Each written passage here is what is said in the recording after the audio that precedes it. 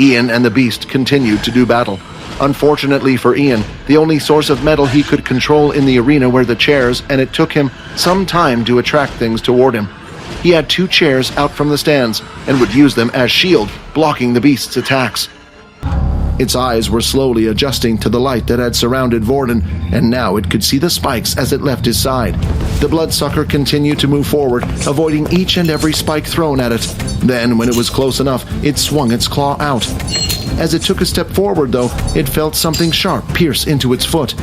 As the beast looked down, it was another metal spike. It looked in the distance and noticed that Ian had managed to recover.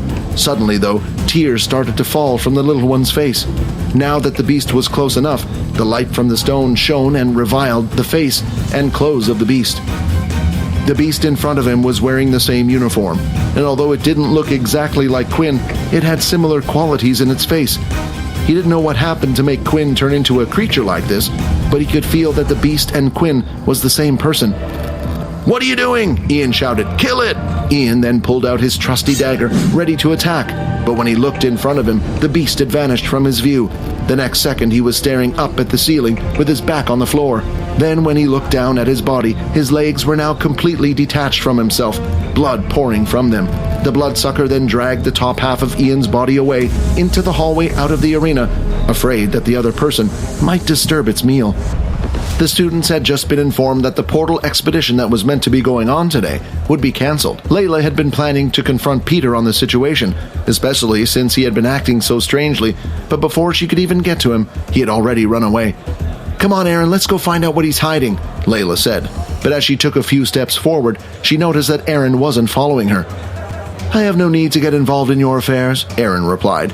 "You and Vorden are clearly the strongest in the class, and if you want to outperform the others from the other classes, you're going to have to team up with each other." After hearing Layla's last words, her eyes suddenly lit up. "Let's go find that rat."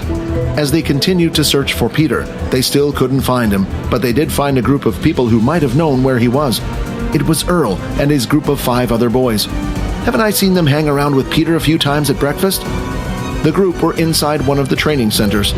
If Layla was on her own, she would have never approached the group, but she had Aaron by her side. "We're not here looking for trouble, just wondering if you knew where Peter was," she said, putting on a fake smile. The group looked at each other and started to laugh. "Peter?" Earl said. "I wouldn't be surprised if that kid tried running out of the city by now. Anyway, buzz off, you two. We're not saying a single thing. If you want to find Peter, then go find him yourself." Aaron then started to walk up to the group of 5. "I don't want to waste any more time." Before the other students could even react, she had already thrown the ice spear, hitting Earl on his shoulder and pinning him against one of the drums that were used to show a student's power. Want to watch more episodes of my vampire system? Follow Pocket FM Fantasy Chronicles. You can watch the next episode here in the playlist.